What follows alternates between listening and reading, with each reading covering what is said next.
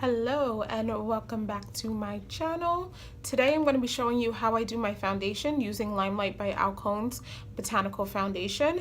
So that is why my eyes look a little crazy, because I just did my eyebrows and put concealer on my eyelid to mute them out. So I have that unblended concealer around, so that's why I look a little crazy. So Limelight Botanical Foundation is a professional grade foundation. It's used a lot on Broadway. It's used a lot in film. The coverage is 50%. It's 50% pigment. So the highest pigment I think you can get in the store is in the mid to high 20s. So this has way more pigment than your average foundation, and it has like a different kind of consistency. So I'm going to be very honest. When I first got this foundation, which was one of the reasons why I decided to partner with Limelight by Alcone, because I was seeing all the amazing before and after pictures of people using the foundation. When I first got the foundation, I was like, what is this? Like, I hate this. And I don't say hate often because hate is a strong word, but I was like, I strongly dislike this foundation. Oh my goodness, did I make a mistake? And then I kind of started figuring out what I was doing wrong, or how I could make the foundation work a little bit better for me, I should say. And then now I love the foundation. It's my go-to. I use it every day. So I have here their customized palette. So as you can see, I'm not lying. I'm at Pan. I legit use this foundation every day. Also the concealer, I'm at Pan. So this is concealer number 5. This is concealer number 6. This foundation is MB5. So this is a totally customizable palette. You get 1 foundation, 2 concealers.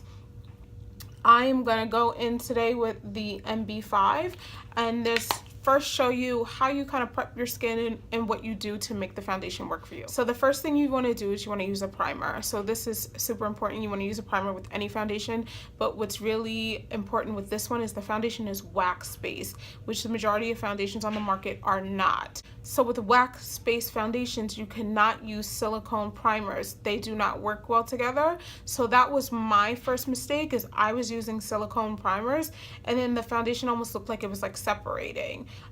Because the wax and the silicone pretty much were separating. So I personally like matte primer. So there's very few matte primers on the market that aren't silicone based. So I had to really do some research and search and find one that worked well with this. So I'll let you guys know what that is. The first thing I do is I start with Limelight by Alcone's primer. It's a spray primer. It's called First Base Makeup Primer. It's an ultra fine mist. It's silicone free, obviously, and it has amazing skincare benefit. So even though I use a second primer on top of this, I always start with this because it's vitamin based and it's good for the skin. So I'm gonna give it a little shake and then I'm going to spray this on right now. So now, like I said, I personally like to use matte primers. I don't always use matte primers. I don't have oily skin. I just prefer a matte finish. So doing some research and kind of testing out matte primers, I find the one that works the best is Becca's Ever Matte Poreless Priming Perfector, which looks like this. This has been really the only matte primer that I've found that works really well with this. So I'm actually not going to use a matte primer today because I'm really not doing anything else to the face, so I'm just gonna have more of a dewy, glowy, natural look today. If you have dry skin or you like that dewy, natural look, a really good silicone-free primer is Too Faced Hangover Primer. So that's what I'm gonna use today. So 2 pumps on my hands.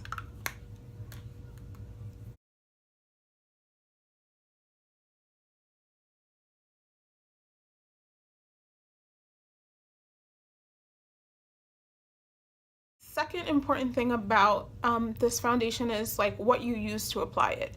So the first time I tried it, I went in with a damp beauty blender because that's what I had seen other people do, which worked for them but did not work for me. And something that's wax based, that's not what I would recommend, to go in with a damp beauty blender. The water and the wax kind of worked against each other in my case, so I wouldn't recommend that. Dry beauty blender for sure you can go in with, but I wouldn't recommend a damp one. The flat foundation brushes, I actually wasn't a fan of applying with that either, but tons of people do it. So really it's about like playing around and finding out what tools work best for you. I personally wouldn't recommend a damp beauty blender or a flat foundation brush, but I know tons of people who do apply the foundation with, you know, both or either one of those tools. So I would say if you don't get the the result or the finish that you want the first time, try a different tool. So I like going in with a buffer brush. Now Limelight by Alcone sells an amazing buffer brush. I use that more to like contour on people. I personally like to go in with a buffer brush that's a little bit bigger than that one. So I go in with a BH Cosmetics 135. I actually don't even know if this is considered a buffer brush. To me it is, but this brush for me has been the best thing to use. I'm just going to swirl this around, and I need to melt this down so I can get it back into the center. That's the good thing with this. You can just pop them on a flat iron, like the plate of a flat iron. It'll melt it down and then let it cool, and then it'll, you know, refill the pan, because obviously like this is a little ratchet. All right, so I have the brush coated pretty well. So what I like to do is just go in and kind of place the products. Right? And then I'm gonna go in one more time, not as much as I did the first time, and just, I don't go crazy on my forehead because I have this natural contour that happens. So it just like, then I don't have to use so much product if I go in and totally blend the forehead. After I place all the products, I just go in and work in circular motions.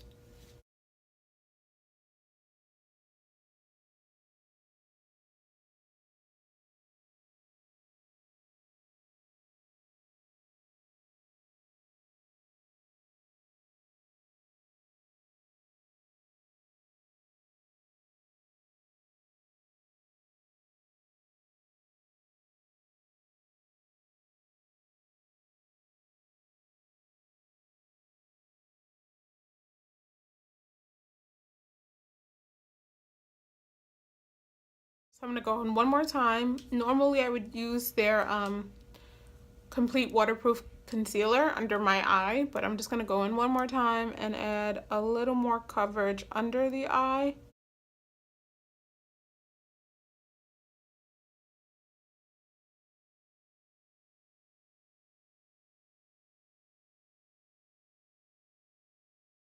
Now the third thing with this is I wouldn't recommend doing this and just going.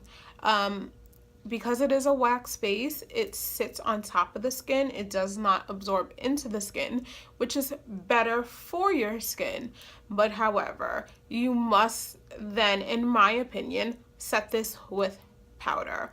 Like if you don't set this with powder, you are going to be transferring foundation all over town, in my opinion. Like again, there are people that, you know, do this different ways and it works great for them. That is just what I'm finding, you know, worked for me. Like I have to set it with powder. For powder, I'm gonna set it with Limelight by Alcone's translucent pressed powder, which is this one. This is again a customized 3 powder compact. Everything with Limelight is you can buy in singles or you can customize palettes, so that's awesome about them, especially if you're a makeup artist or in the, you know, cosmetology fields and you have clients. Like to be able to customize palettes is amazing. I'm gonna go into the powder with a Royal and Land Nickel 201 powder brush, and then that's it. I'm just going to press this into the skin.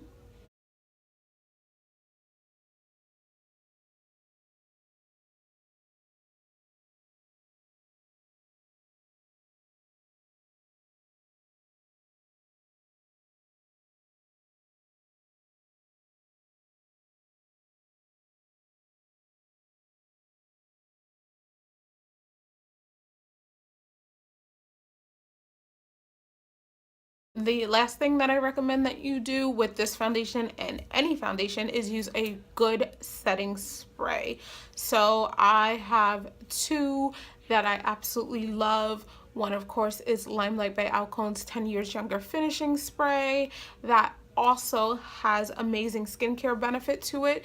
It helps reduce like fine lines and wrinkles. It leaves a nice dewiness to the skin. But like I said, I prefer to be matte. So when I prefer to be matte, I use Kat Von D's Lock-It setting spray. So those are my two absolute favorite ones. Limelight by Alcone hopefully soon will be coming out with a mattifying one, and then I'm sure I won't need any other one besides that. So today I'm going to use the 10 Years Younger finishing spray, since this is, you know, like Limelight by Alcone kind of based. It holds makeup for up to 16 hours, and no joke, it does. If you are friends with me on Facebook or you follow me on Facebook, I was just in Austin, Texas last month, and I got stuck there for I don't even know how many hours. My flight got canceled. I was in Austin for like I was traveling, trying to get back to New York for like an extra day, and I got off the plane to New York finally at like 5 o'clock in the morning, and my makeup still looked decent. Like, this setting spray is no joke. So I'm just gonna give a couple spurts.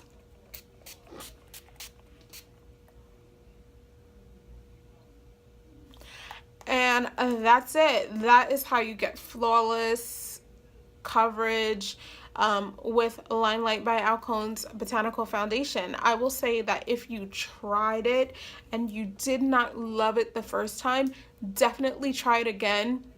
I'm gonna be like totally honest, it took me like 4 or 5 times to start loving the foundation, and I was so upset because, like I said, it's one of the reasons why I partnered with Limelight by Alcone, and I was like, don't tell me that this foundation really sucks and that I made a mistake.